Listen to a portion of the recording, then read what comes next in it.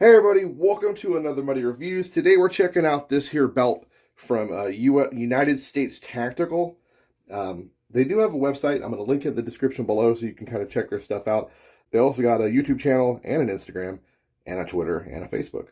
I'll link all their socials in the description below. I actually got this locally at a tactical store called Top Brass in San Antonio. This is an extra large. I'm going to let you guys know, it kind of sucks in a way because I didn't realize this because the way they have these bound up at the store, you look at it and you're like, oh man, I got a lot of fucking adjustment point. You're thinking you're going to be able to get this down all the way or even bring it all the way down. Well, you can't. So it stops right here. So this is made of, I think it's 1.75. Yeah, 1.75 nylon webbing, but they double it up right through here. So when you hit the double up point with this buckle, you can't go any further there. So if I wanted to bring this down just another like half an inch or an inch, which that was kind of my intention, I wanted to have the ability to widen this out more for layering purposes and bring it down more, like all this last like 2 inches. That was kind of why I went with an extra large. You cannot do that with this buckle. Unlike a standard Cobra where they've got that double little piece, you can kind of force it through. You can't with this guy. So that kind of sucks. I'm a little disappointed there. I did get this mainly to be used as an outer belt to be put inside of a molly sleeve. So I think it's still going to work out for what I intended it for. But as a pants belt, I need the large, not the XL. Kind of sucks. So for being a dual use belt, I'm not going to be able to use it for what I wanted it to.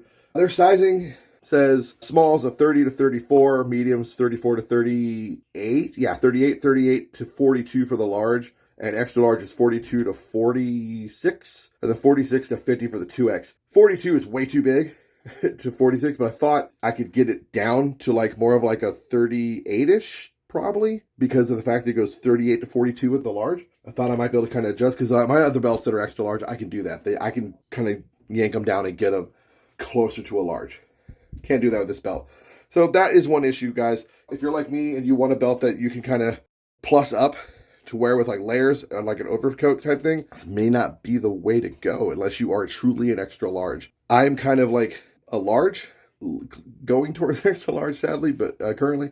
But I'm more of a large. That's what I wear normally, a large rigger belt, large battle belts, everything. But I like to go with an XL because I like to be able to like spread it out, especially for layering and bulking up with stuff. This is too big because I can't shrink it down for those last 2 inches. That sucks. But we'll quit talking about that. The stitching's really good, though. It's very well stitched belt.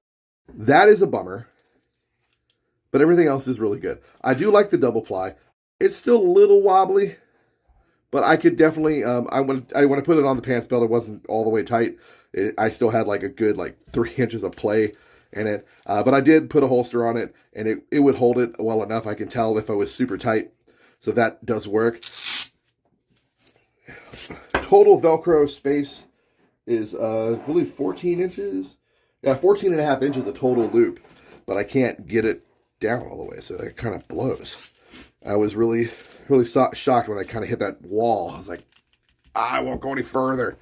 So that's a bummer. I'll show you what the whole point of this belt is. So I got this to go in this guy. So you'll recognize this from the PTAC review. This is the PTAC sleeve. This is all I kept from that belt. I gutted the whole thing. I took everything else out of it because everything else is garbage. This is what was inside the belt here. This flimsy ass webbing. That's not helping anybody. You're not hanging a gun off of that. And then this inner belt is hot garbage too. So I binned all this shit. And all I had left was this molly sleeve. So this is going to go in here. And I think even with that extra little bit of lack of adjustment, it's not going to hurt me because I'm going to be wearing this as an outer belt. And I think it's going to be okay. But we'll find out. It may not be. I might have to take this back to the store that I got it from and get a smaller size. But that was a bummer. I like the quality of this belt. I think it's pretty good. I will report back later on how well it's going to play with this PTAC thing.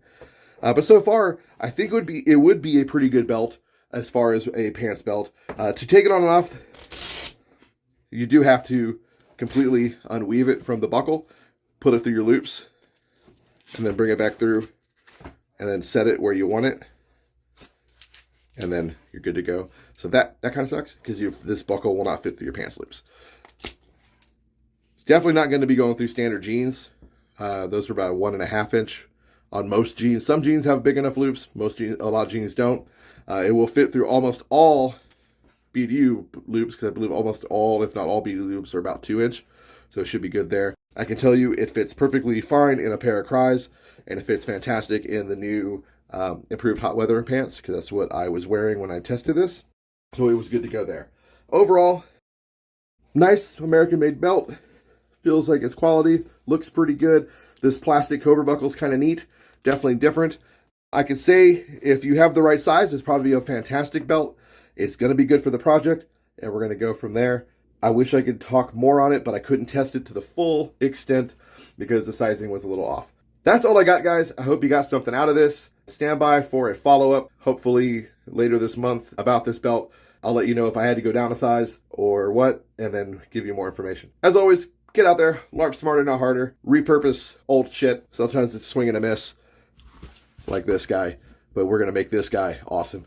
And I'll do another video about this thing when it's all done, the Project PTAC. Take care. I'll see you on the field. Peace.